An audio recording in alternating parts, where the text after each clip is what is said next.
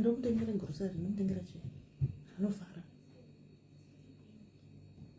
Oh.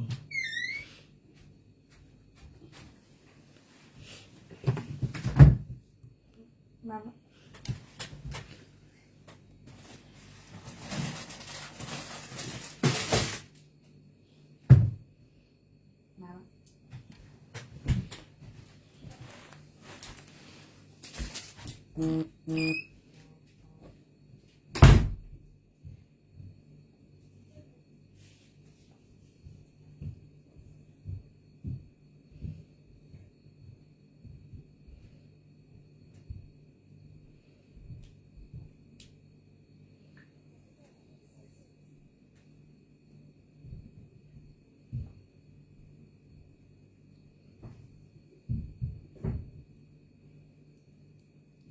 Oh, guys, gazvazviya mazuva ano vanhu vakaningirira, vanhu vakaenda kumaholiday. Vanhu vakaenda kumaholiday. Saka vanhu vaenda kumaholiday, gara zvazviya vatimu Zimbabwe area guys ka riri kuholiday. Saka aiwa toita zvitodzira nezviripo. Vanhu kana vakaenda kuholiday vanenge vasina vachinji havana madhata havana chii. Hi guys, muri say hello Flossie, hello Melody, hello Petronella Beverly, how are you? Hanzi GoFundMe for what? What do you want to go for me for? Blessing mighty Naya, how are you? Chennai guys, tegai vamwe nokuti unogona kusaririra. Tegai vamwe unogona kungosaririra panapa. Tegai vamwe unongozosara uzongwa chimangwana kune vamwe vakawina zvidobidobi, kune vamwe vakadai. It's Christmas time guys. Hanzi, I let my time, we missed you. Oh, sure, darling. Hi, Dre Rasta. How are you, Dre? Mama is birthday on the 25th. Dre. Isufa chatangati chitoda kuti so ameno mnenge muri. Thanks for coming. If nasina ngati busy wena ndandiri kumbospoiliwa. Saka ndanditi chaya maskata asi zvaramba guys. Zvaramba. Right. Tegai vamwe guys, tegai vamwe vauye. Now today I am with a co-host. Hello. I am with a co-host today. So I am with a co-host. Hi Cheranita. Hi Ndoro Belinda. Say. So guys, itaika fast so guys. This is the holiday on kufamba kwenda kwa Africa wanu kwakaipa. Hands to build my house. Okay, princess, what happened to your house? Hi Sichidembo, say. Right, Hans ndakashaya nondipo Christmas present. Azvite takati vanhu nonga nai. Why didn't you nonga someone mu comment section? Flossie, Anza, I miss this so much. Really, Flossie, sure ere. Send me present birthday rangu 23. You didn't tell me, Bianca. You are just telling me now. You did not tell me. Hauna kunduza ndikutongozvinzwa pano. Hanzi varara vamwe woko Africa it's 9. Oh, it's 11 ku Africa. All right. Or 12. Daddy just say 12 to 10 to 12 to 12. 4 minutes to. Saka vanhu varara.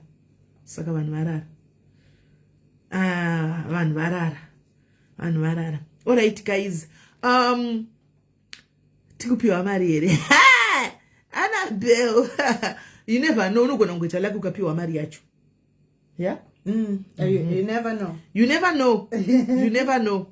So guys, it's almost 12. Hey, sakata nonoka. All right. Inzwai munzwe guys. Masquera say guys, almost all right. No problem, Risk. Guys, Masquera say, how are you guys? Muri say guys, I was so terrible kunoku answer jambi okuma token. My dembe ingomira papa, you never know what's gonna happen. Hanzima maglaza aungo tumi reflow, so you have to go kuna optician utasama so ako oku recommendera maglass anindra newe. We don't just buy maglass or fake anugona tokanga ina ntoma fake pese kazhinji kana nchiverenga. Hanzi isisimeli kunoku island is 1 AM. You are seriously island is shit. Need 3 hours. Island. I don't think so. I think it's the same one. I don't think so. and I will someone to give a present. I'll find someone. All right. So guys, ndoda ngotenda ku guys, nasina sona ndipisi ndisipo. Ndoda ngotanga nekutenda all the admin team yangu makandikoshera. Nasanzi kune simeli yanodiwa feli. Apana tutara zvedu nyaya. Admin team yangu makandikoshera. Ndaona maposta makamshinyora guys. Muchandipisisa mugonditukisa. Muchanditukisa mugondipisisa. Ndaona maposta makamshinyora appreciate simeli. Tatomaona manerana ya manje apa. Vanhu vachinyora zvakanaka chichi. Guys, thank you very much Mufunge. I just want to say thank you very much all guys.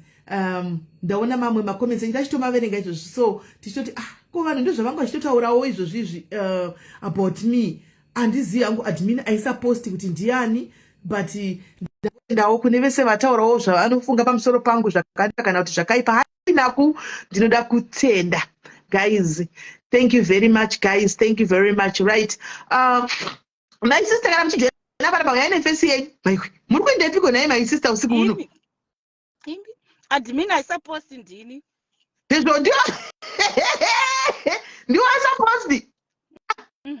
Tataiona zvino tikati wakanda picture neposti ndiani, tikati takuchiya kuti ndikati ndii kuti ndiani posti. Ndambofunga kuti tikati ndiwe, tikati bamnini, tikati chiko chashaya kuti ndini. I think sometimes munombokanganwa kuti makatikoshera sei, saka tachida kungokuyeuchidzai kuti aiwa mamoyo makakosha.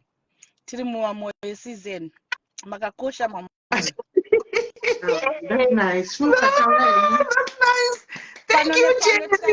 Tikagara toyeuchidzana kuti aiwa mamoyo munodiwa kani, mamoyo munodiwa kani. Tati tingokuyeuchidzai. Ndimaona kuti yaita macomments obo. Venga vasiri vakawanda here kudarika vanondida.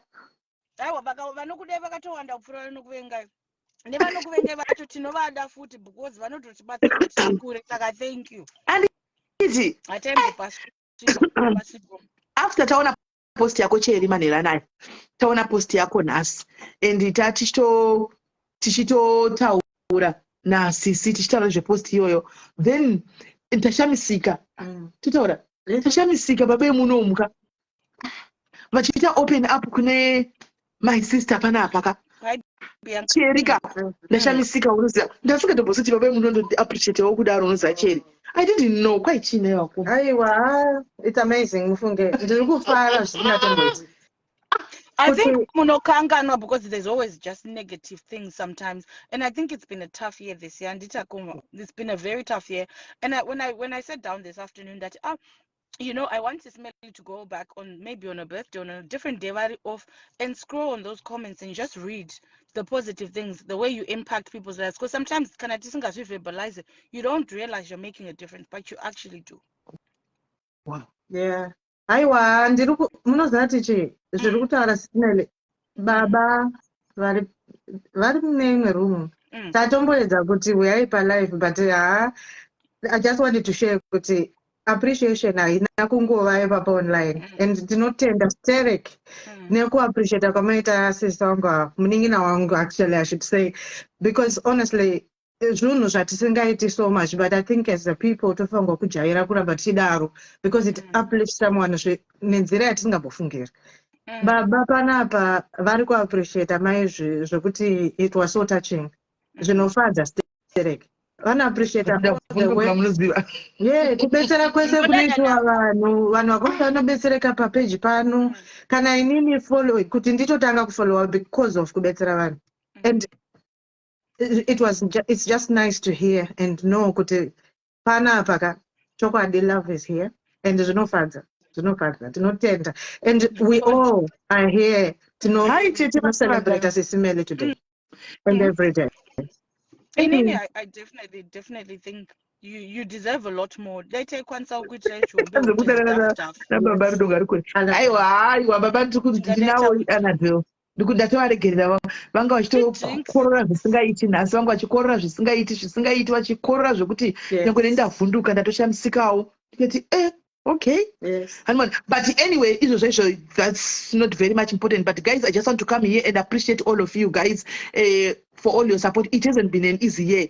It has been one of my toughest years this year because I had so much negative coming from people. But in the midst of that negatives, ndaiziva kuti I knew kuti I was heading in the right direction. Paitika ndakuzanga paitika ma negatives sasa ndaitonyeza kuti I'm in the right direction because hakuna mengo inokandikwa dombo iri mbishi. Mengo inokandikwa dombo inenge yaibva. So ndaitozviziva kuti I'm in the right direction, so the negatives will still come. Plus, being me, the spirit in me disturbs a lot of people, and tinema beliefs akasiyana. So hence I told you pursued about guys tichapinda muna 2025 tiri vashoma and timaona pano pa diaries because God is removing. Mwari vari kucleana, Mwari vari kuclear. Saka the izvozvo zvokutoti atito we are not like tichange tichingobvisa so in a peaceful way. Ukaona usingazotioni atisi kufamba newe pane something chinenge chitika. But nhasi inini wandauya ndakadai so guys ndauya kuzo appreciate somebody else. And I want to appreciate somebody else. I don't know if he's in the comment section or not. Kana varipo ndokumbira vaise request so that vakwire pano vauye. Kana mukoma Gordon muripo pano ndokumbira kuti muuye pano mukoma Gordon mujoine. Varipo here vajoine. Ndauya kuzo appreciate a dear brother guys. A dear brother wandakawana pa social media. Wandakasangana naye pa social media. But kukusangana kwedu he ended up being a brother. Animona, a brother chaichaye kuti he's a brother. He will fight for me. Andika nemudzimai wake. Mainini, I want to appreciate you from the bottom of my heart because it's not easy kuti munzo kuti murume wenyanzandana nasi zimeli. Imi munyanza zati zimeli anovatara sisi vake sepesiponi yekumba kwavo kobuda shoko rokunzi inema vari kudanana but you still tolerated and still allowed him kuti nanzi live and live ndo yamunouya zvibvai pano muroro wangu anodadisa apa iri kuramba kuva joinisa wena imi yedaisa ndai request ndenge zvekuti hamusikuya cheta takuzo pane disciplinary hearing iri panapa kurumidzai kwidzai in the midst of everything andichimaona voramba achingotaura and allowed murume wavo kuti aramba achingotaura neni kuseri achingondidzoredzera achingodzora achingoti aiwa apa makanganisa ndichitukwa kuseri apa tisi kuda hamusi kunditeerera ndakuudzai kuti don't do this, don't answer this one, mainda mukanodaira tinomboita mafights guys ndichinetsa ndichiita musindo ndichidini kuseri but haana kundigive up murume uyu anonzi baba Maya guys haana kundigive up. Vakaramba vakamira neni. Kune group remadiaries eglobal riri kuwhatsapp handitika actually magroup iri i1 but vakazoita 2 because kune vari mudhuze namukoma Gordon ava vavanoita mabirthday celebrations avo nechi handichimaona. So one of the sisters in the group came to me akauya akati ndinokumbirawo kuti tiitire mukoma Gordon something. I was like thank you because inini kuti ndizvitaure ndaichochaya kuti moti apo kunzi semunhu ari mudhuze mavo vari kuda kudyira vanhu mari. So handina kwasange ndakazvitaura but now that you came here and you said this handitika what do you have in mind? And the sister said no tachifunga kuti kubva tichita mabirthday celebrations edu kune mari dzinobviswa munhu wega wega nebirthday vanobvisa ma40 pounds munhu otopiwa a very huge amount of money panouyawo mumwe zvoti vane mabirthday munhu wese munhu opiwa mari vachidaro. So people were happy hapana chakaitika kana kuti zvinhu zvakafamba zvakanaka zvikanzi we want to really appreciate him and all the support that we see him doing kwamuri on behalf of you we want to appreciate him. Ndikati no problem. So people from the global group and people from the Sisimeli Diaries friends iramukoma Gordon contributed ma5 pounds guys vamwe ndo vaikandawo zvavo ma10 pounds handiti mukoma Gordon doesn't know kuti what was happening takangozviitawo takanyarara handitika. So nhasi tauya kuti tiva appreciate our loving brother mukoma Gordon from the bottom of we know kuti muri kwanzi ndirichi kamera shai kwai ndirichiranga chiona zviti chiigara zviya pane zera vanozvipa mananzi munhu wokuti guys is not an easy person to work with. Kana achitokuudza chinhu vanokuudza nevoice of command, voice of authority yekutoti nditeerere chete ndinzwe inini wachona ndobva ndati zvimwe zvochona ndiri munhu wenyama regai ndimbodaira kunzi hakuna munhu anodaira chinhu. Saka becoming me guys antika becoming, if you see me becoming a better person is this guy guys and some certain sisters vari kuseri antika the likes of should I say Sisi Jesse antika kuseri kokoko she's one person who atafoni and says no Sisimeli this using that voice of authority zvototi ndichida singadi I will have to listen ana tete chaivo ana Sisi Christine they will, you know quite a lot. Vaningira vangu vechidiki ana Rue Audrey ava. Rue Audrey I think is less than 30.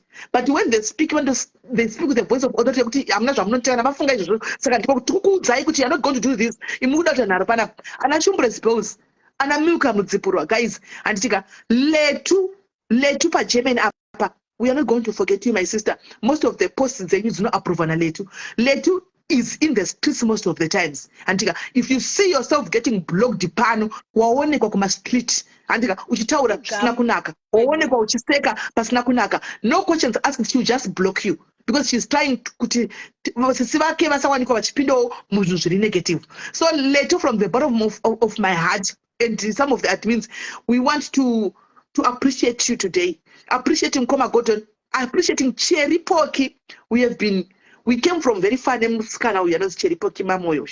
Kukure chako pana mama kuti I discourage kwa mukambozwa nemba dzokunzi akabva ku diary zakazopini. No, we knew what was happening in her life. She was with you and everything.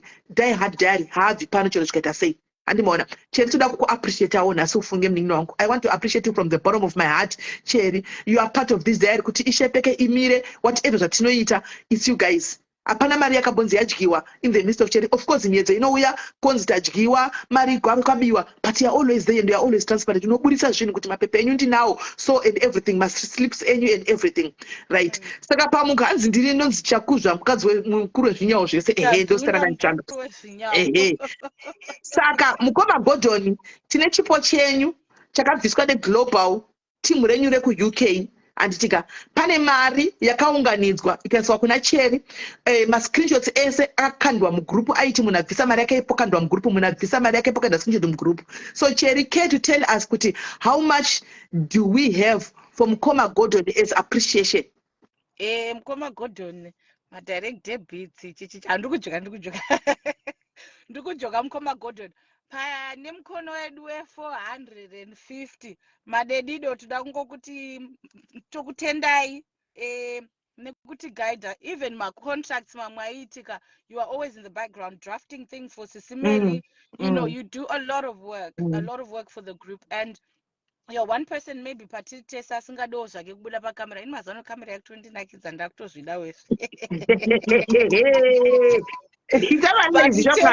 The only silent leader in the background, and we want to thank you. We would not be here if it wasn't for you. Saka nemkono wedu wemari yakawandisa ndikupa muroro wangu Monalisa, because muroro wangu ndiamunokipisa busy mnasisi wenyu. Ndichapinda kuinbox kwa Gules tokutambidza ichipo chenyu chabva kumadiaries, dzimwe dzikapinda handinyarare, ndinodzoka futi kuna Sisimeli ndovaudza kuti kune zvimwe zvapinda, because pane vamwe vanga vari abroad vakati vachadzoka vachiita mari dzavo. Saka for now tomombobata ipapo, right? Mind, I'm trying to add you. Mafoni kumba kwavo kune ningikiri kune rain chete network. Sei isingadi kupinza vanhu panapa. Ndapiwa warning ne home office yekumba kwedu cheche kuti Mukoma Gordon avasiri home office. Ndimova mandisiro ma bank details ndikande ndisati ndanoiparadza mari yenyu. Christmas iri kuuya kai ndinonotengera Sisimeli ma presents. Kuridzai kuzokuema mari yenyu. Right. Saka tinoda kutenda Mukoma Gordon. Sure, we didn't forget you. Tineni munomira video mukaona vachindigwira ka ndinotori festival nekumba kwavo. Ini ndiri festival nekumba kwa Motsi, guys, kwa Changata kune festival nini zvokuti ndakasvika pakuita ukama nevamwe vanasisa vaningina zvokuti tinotori neukama. My sisters avo, they will come to me, ava vaningina vangu nema problems avo. No, that's how we became now. They come no problem. Sisimeli so tototaura nyaya totobatsirana kuseri koko ndo family yatare. Yekuti ndikarusha kumba kwanga tinasi kutongotora mai ndotoenda naye ndotongomubvanyura ndishana, and no one will ask a question. And mai nina watombotaura kuti no. Vanozoti atoenda kwatete vake. Andimona atoenda kwatete vake. Saka ndoda ngotenda anditika tichibva ipapo ndobva ndatendawo madiaries ese comment section. Madiaries ese zvawo. Pasina imimi hapana diaries. Pasina imimi hapana diaries. Madiaries pandinotadza aiwa dzokutenda it was mweya mchituka mchitaura chokwadi. Anditika pandinogonawo muno appreciate. Anditika pandinovharugwa pamwe pacho ndinokuonai muchimira kunge mweya tsvina kuti ndezvako izvo chero ndiri wrong munozoya mondikorektira pano. I will never forget you. Thank you, Shubikai. Thank you. Need to understand. I will never forget you, Team Rangu. I'm talking of my diaries church. I know kuti my diaries iwaya ari ku team ningi zvakada kuti ndo ari all over. But varipo futi pano. Kana uri team yepano, even uri kumwe aiwa isati zvirambidzo izvo ndanoenda kwese kwaanoda. Andika but ichizviti zvakare nditori team diaries. This heart is for you. This heart is for you. From the bottom of my heart, guys, I want to thank you. And I want to love you very much. Ndichingoti Mwari wakuitai zvakanaka, guys. Pasina imi pasina imimi pasina imimi apana isusu diaries yacho. And for all the good works that we do, atirege kuora moyo, guys. We are under attack. Tino attackwa because chirima tiri chakakura. Chirima tiri chiwombe. If you move in the spirit, you will realize. I've got so many pastors, powerful pastors on my social media. I think who have come to my inbox. Prophets, then I saw that I am in the right direction. Kuti rambai makadzanya, Mwari vari kuita zviwombe, and rambai muri papo panzvimbo. So ndinongotenda because the more these attacks that we get, and tinongonama tachingoti aiwa munhu chiramba muri Mwari, and vanhu vanenge vachizongo ngoma kuti ndachori kuisa ngikiri alright, let me accept. Arikuza request asambota ndikwini ndo paunotoona kuti ndimadhedhidhi zvishuwa. Kurimidzai madhedhidhi danojamba mari. But wanzobvende munhu ndakagara naye. Koma mukuza wanzobvende mugere wake vangu. Thank you very much Sipreshi. Thank you Sipreshi. Thank you very much. Yes. Saka ndoda ngoti tichapinda chete live yedu zvakare. I wanted to do a live but ndandatorwa pre-birthday celebration yangu na my sister, so andinakwanisa kuya live. Saka tichazouya tichita hedu live. We are under attack, guys. Vanhu vatiri mudhuze navo vatakamboita mudhuze navo vari kutirwisa left right and center, but Mwari muhombe. Isusu we don't atisi kuzoansa nemuromo, tichaansa nemabvi. Ende mabvi anochanda kuzenga ngati pandonamata ine paranondidaira pandochema ndikachema chaiko chaiko misodzi vanopukuta kana ndisina kutadzira.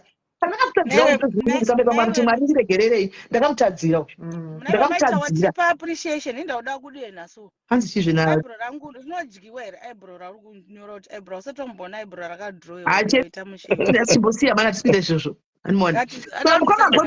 Anything to say tisataenda kune next. Aiwa fesi yangu andisubuditsa mundinzwa tokunzwai madedido my eyebrows have a eyebrows.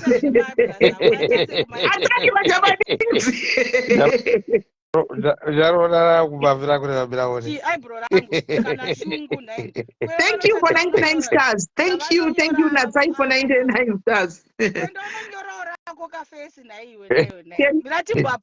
Chiboiginowa mani negativity nasi ngoma kuti nhande mberi nenyaya. No, I just wanted to say, Angu, thank you to the diaries. I mean, we do what we do. We don't do it for appreciation. Takatozvipira zvinonzi zvigure kana wakatongojoina kauti hapana unotobuda saka tiri kauti here isusu panapa tiri kauti here tosaka my bros akadaisa sister echigure.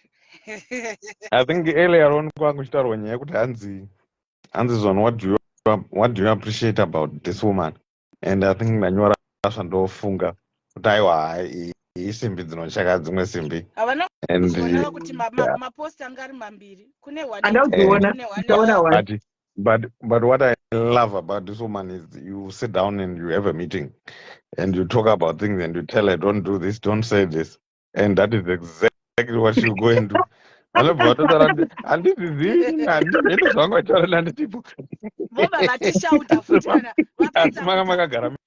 vapedza kuchazvobva watishauda futi ndiri munhu wenyama aiwa gaisi musandidaro tovatambotizii saka I think the lesson to everyone is dzidza munhu wako nekuziva munhu wako hauite maproblems unongotongoziva maweaknesses emunhu nemastrengths emunhu.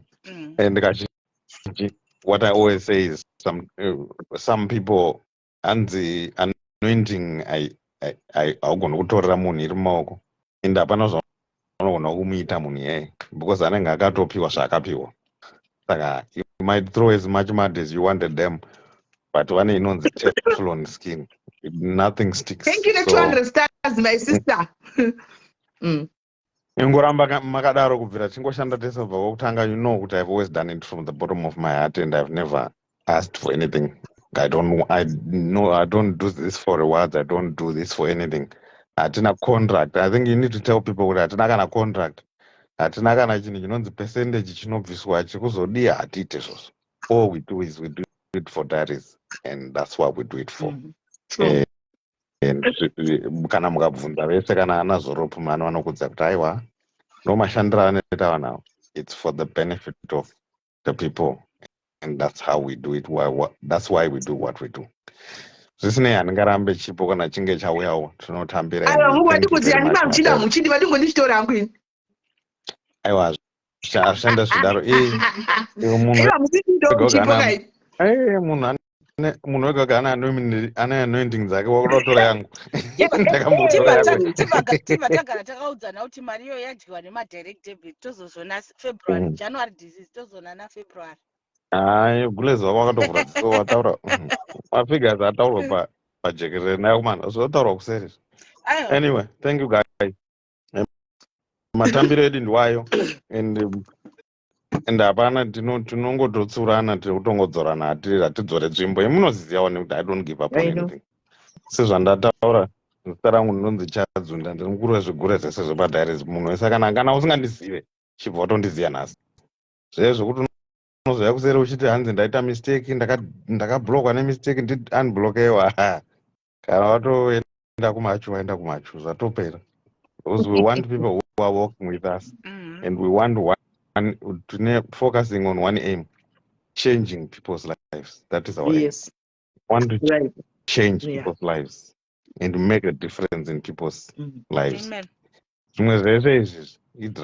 That's why you don't see me getting involved in it. But kana zviri zvinhu zvekuita progress nekuvandudza upenyu nekubring about collaboration, working together, love, peace and harmony. Aiwa munhu hamundishanyi. Saka ngatingoramba takadaro. That's all I wanted to say. Amen. Good night, diaries. Good night, everyone, and thank you. Thank you very much, Mkoma Gordon. We appreciate you. Thank you very much. We appreciate Mkoma Gordon a lot. Right, guys. Cherry. Diana Nasisimeli, sorry, my sister, one of the diaries as well. Right. Pano apa, guys. Nasi. Kune varangarigwa, guys. Kune vacharangarigwa vamwe vakavata kudai. Kwanzi chikomba 25 dzamateo dzakawanda chikomba chaenda 25 dzamateo dzakawanda chikomba chaoneka. Saka vamwe vavata handitika chikomba chikasara chikauya handitika nemafuta handitika kuti chizozodza vanhu mafuta handiti maona. Saka usiku huno inangosvikandira hangu posti yangu iri ndikati timu South Africa nhasi ndakurangarirai kandai mabhokisi enyu emagetsi because taachida kuona mabhokisi asina magetsi akawanda antika nemita nhamba. Vanhu nenyaya yekuti havateereri, vamwe vamhanya kumessenger, vamwe tataura tikandai pano, vamwe vakauya kumessenger, vamwe ungati ukanda mita nhamba chiti pasina bhokisi pasina chii. Antika ndikachuza 12 people I think vatachuza tikatenga magetsi aya ngatima munhu South Africa akatenga magetsi tikakanda magetsi 10 handiti. But zvandinokuudzai kuti guys, the idea is to inspire other people to do good. Kune munhu aona post akati ndaona post yamaisa yemagetsi handiti I also want to do something for vanhu vari kuAfrica ava handitika. So ndikati hapana chakaipa, hence you see me with her here on this life. By the way guys, ndazotengerwa kamandikira ndazotengerwa kamaJordan iJordan maJordan vanatengerwa neAdidas kwazotengwa guys ndichakutadzeka nauya Adidas nemaJordan azotengwa ari 2 guys. Moita sei kwebimi ndikanodya toti ndine branch ano ndina yepamusoro cheri nhasi ndiri kune imwe nzvimbo hamene kure kwandaenda uko kune imwe Turkish restaurant kwanachidya mavaivai ndiri koko cheri amuiteka because hamuna kuinvita vamwe mamuchida kunakirwa mimi ndanchikokuinvita indandainvitiwa indayakotogwa haunza asingabudi izvo zvindiri kungodzvova zvinonaka. You deserve that and more, sis man. You deserve it should be a testament to who you are. It should tell you who you really are. Yes. Right. Saka, my sister, I don't know. Could you point was say, are you going to give them I don't know what you're going to do to mukudecide kuti muda kuvatengera magetsi vamwe here vasina kuwana kana kuti you want to give them vanopiwa mari dzacho each neumwe nemoitsigwa e-wallet otenga chicken licken yake muse Christmas or chii, I don't know. She will say it herself. Right, ini ndakwenda. Kupinda kumafaro chinda, all right. Chinda, bye bye. Chinda kumaspika tobatana mangwana iri bomba nongo. Bye bye. Right. Okay. Muri right here vana. Ina ndiri camera shy. It's like meno. Just bear with me. Ndichiti ndaona post yanga ichi yemagetsi. It was zvinhu zvakanaka stereko kuva tichiita izvi because ndabvunza I think maita each person awana mari angari 100 vari 12 1.2 because zvinhu zvandofunga kuti togona kubetserana from time to time. Inzwa kuna shumi ya joy killer.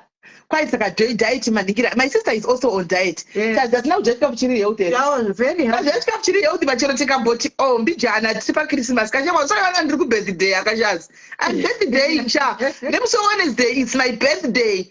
Yeah? Sira ndaka lawo mavai sha ndingabva ndakora ere one day sha mwana. Kana kuti 3 days. Saka kana ichinzi 100 rand per person. Togona kuita 2000. What's that? Wow, that's 20 people? 20 people. My instructions, I think, ivo Mai Shakira. Ndaturwa because vadiki kwandiri kuti ndisati sisi. Mai Shakira, I think vaisa my instructions kuti tumirai madetails enyu papa. Tuone and kana paino munhu anokwanisa kuita, please let's do this because pashoma patina papa panogona kubetsera munhu. I know kuti zvinhu zvakaoma mazuva ano zvakaomera everybody. But if we can help each other, so and this if anybody wants to join in, that's it anyway. But I just want to do for 20 people 100 rand each for magetsi, or you want to give them cash, or you want to do them procedure. No, it's up to you. If you want to buy the magetsi, I don't go end up with them and tenga magetsi or send the magetsi. Tenga magetsi. Okay, answer guys. Kungoya notification to pinda live tiripo isuma diet. Okay, Winnie. Saka okay guys. Kwagara kwaiswa post kudhara. Kwaiswa post kudhara iriko seruko. This post yemagetsi pagara paiswa mabox akawanda. Okay. I think tichangodzokera post iyoyo kwakunononga mamwe mabox angasina kupikwa arikoko 20 more. Then mukatora 10 ikoko and then 10 up. Because vamwe pamwe vanofunga kuti vakamirira ka. Is it possible? It's up to you, but takutanga unyora pasi. Chero zvamaita. I think vakaenda ikoko kuningikiri vanhu vanga vagara vaisa post yavo ungonopika ipapo. SA guys, SA handina access ekutenga magetsi kuzimu. I don't have access ekutenga magetsi. Hatina access team SA. So I think tikamwira post yaine vakatowanda. Mochuza mabox enyu anenge ane magetsi mashoma because munhu arikanda box rake rinenge rine magetsi mashoma kurota ana magetsi and then you always it's something. Chero vakaita tikatenga for 5 anybody ngatibetserane vedu wherever possible. Thank you. Hanzi naBianga isi toda Hungry Lion hatisi kuda magetsi. Hungry Lion chiri chikafu box re take away. Unfortunately ndandabvunza kuti poitwa sei mopiwa here ma100 rand kana kuti mopiwa magetsi saka vari kuti magetsi because vanenge vari kuti Hungry Lion luxury but magetsi unomanita handiti tusavate muri mbikire vana ndimaona so ndo zviripo pane ari kunyora mukomesi chani hanzi ndokundoda nebulizer yemwana. What is that? Kana munhu achinetseka kufema kazhinji that helps to clear the airway diaphragm zviri nani. Hatizi kuti mwana ane asthma here or any other condition, but yeah, definitely it's a very big deal.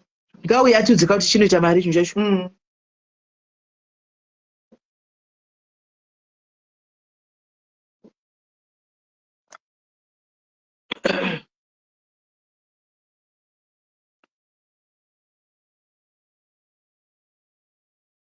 Can you please show us your face at Squita my ID today?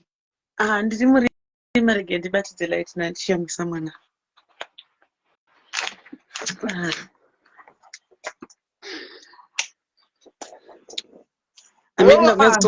Yes, and ndiwe ndepi yako. Ini sisimete muri sei. Iwe unoshaiwa nebhulaiza here vasikana. Zviri kutoishaya kasisimete. Chokwadi here my sister. Ndiri kutorevesa. So mwana wacho ari kufema. Kuchipatara. Zvaita. Handishina need yekubvunza zvakawanda. You are blessed. Oh, thank you so much. Party. Party. Thank you so much, Party. Thank you so much. So nebulizer is done, guys. Titenge, but it's done already. So Waitago, thank you for coming to our rescue party.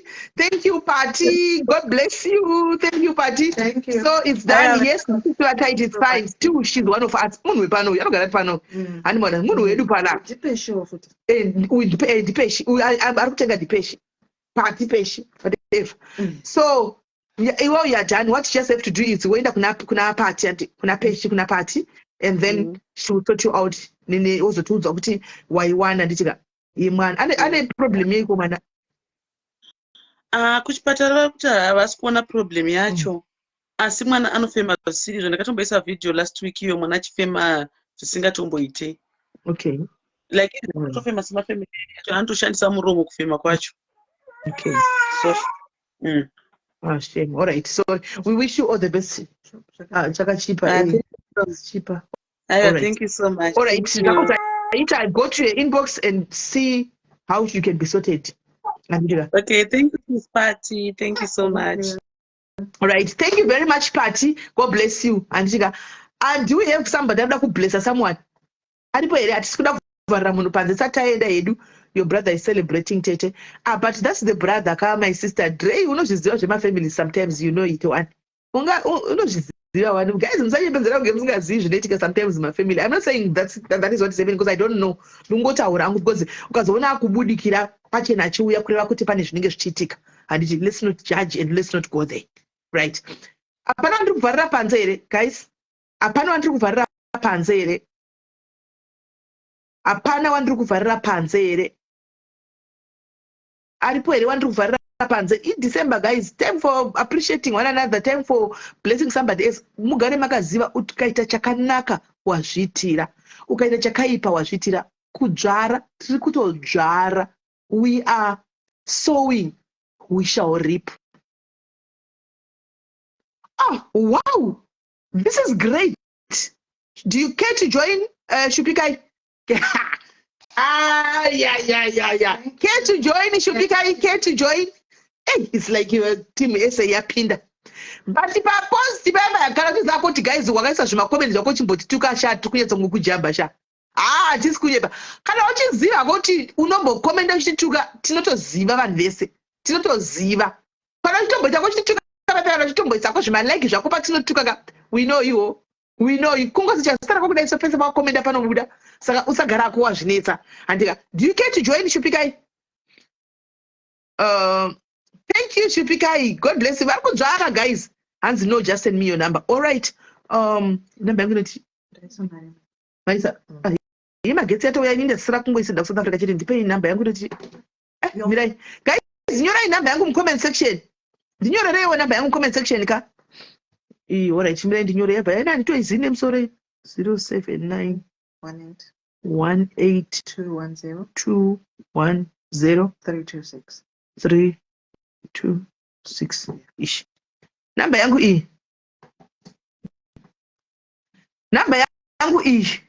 Namba yangu iyi yauya.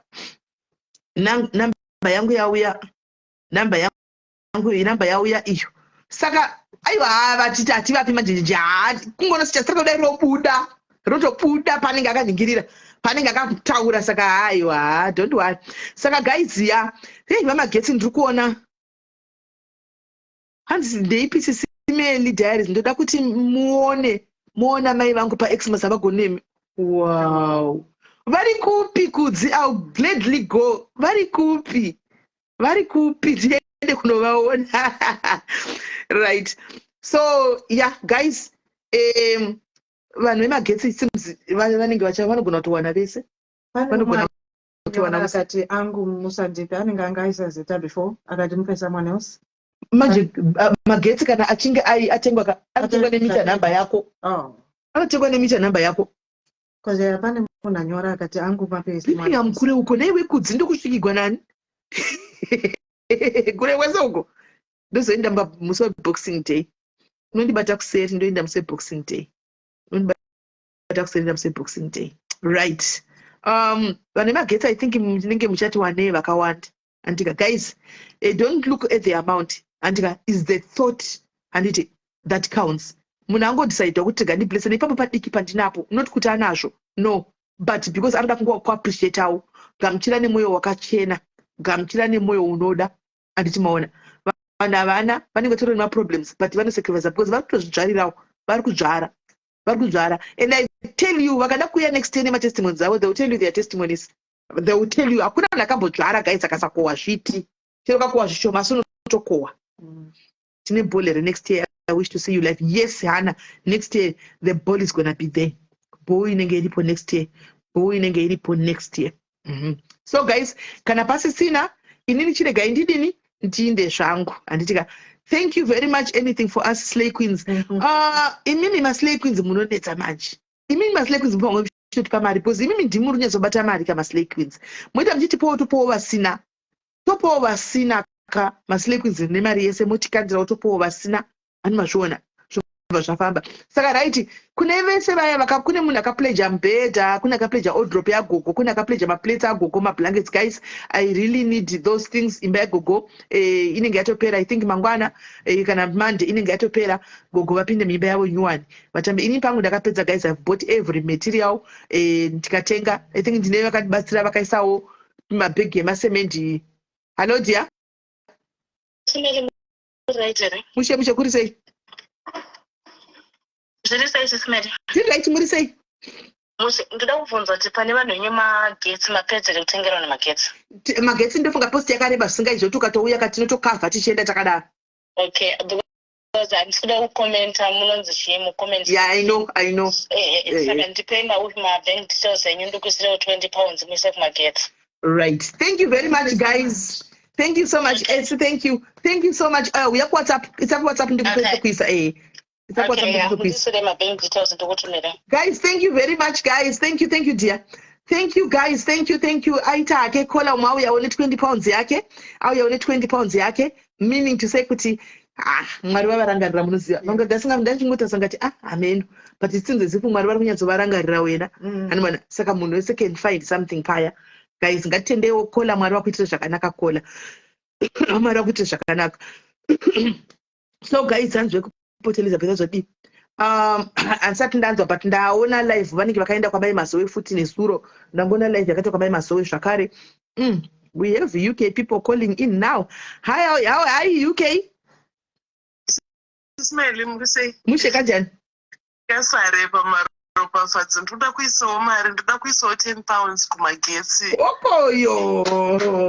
Iko magetsi marangarigwa. Mangani papost yetu unoti vasvika kunamba iko vanhu vakawanda zvakadii. Okay. My sister, we are WhatsApp. Thank you very much. We are say vawane vese. Kana kuri kuti vakwana tinovaiwedzera tovaisira 150, that's okay. Wow, thank you guys. Zviri kuita. Vamwe vari kudzvara, vari kusidha. Post yemagetsi. Tsikai. Tsikai. Ndiyatengwa tsikai. Okay. Tsikai. Ndiyatengwa ngachitengwa tichingotora chikanda. Tsikai. Wow, that's a lot. Oh, Bravo. okay. Pane 500 or something comments aiwa. Oh dear. Wow. Akawandisa. That's 3 units. Wow, I hope I said. Manje ndakudzokera beki kunotasa kuti ndivati patakatatingira mamita nava kuti tisadzokorodza. Yes. Kuti unogona kudzokorodza ipapa. Yeah. Wow.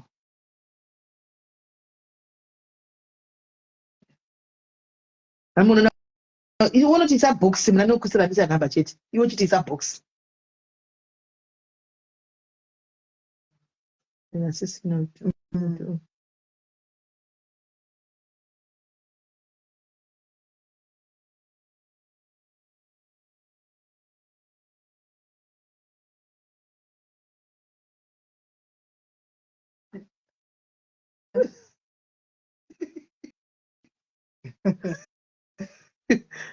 Right. Demanding zvako. Right. Saka guys, isitakuenda hedu andika esi mai paida manuka kusvika. Vanhu vakawandisa saka I think tichadhila nenhingikiri. Tichadhila neushu nepost. Tichadhila nepost guys because nacho vakawandisa. Vanhu vacho vakawandisa tichadhila nepost. Tichadhila nepost pane basa boss kutanga kudzokera kuona kuti tabvisa 12 apa. Tabvisa 12 apa. Saka uya nemunhu waneka. Uyu aiwa vanhu vakasiyana siyana. Vanhu vakasiyana. Okay. Mamita namba akatosiyana. Akatosiyana. Saka pachiti anenge atengwa totora tokanda. Atengwa totora tokanda. Atengwa totora tokanda toisa nebox number rake. Iye anoziva box number yake ka. Ubva atotora magesi ndeaya pazasi. Right. Saka guys, tobatsana zvakare handitika mwari kuita zvakanaka guys, tobatsana musi wa25. Bye. Andi ndatoshayiwawo here birthday present. Bianca but ukutiudzawo nhasi kuti wa birthday sha nhasi here sha kana ndiwewo sha. Kana ndiwewo sha nhasi here. Haudaro zvewangu. Right guys, mwana boa nditika tobatsana isi Susan uri sei chimwe changu. Guys, tobatsana zvakare handitika muchikamu chinotevera mwari kuitira zvakanaka. God bless you guys. Tosera pa life za 25 pano birthday celebrate pano guys. Tichitamba celebrate birthday pano musa 25. Mwari kuitira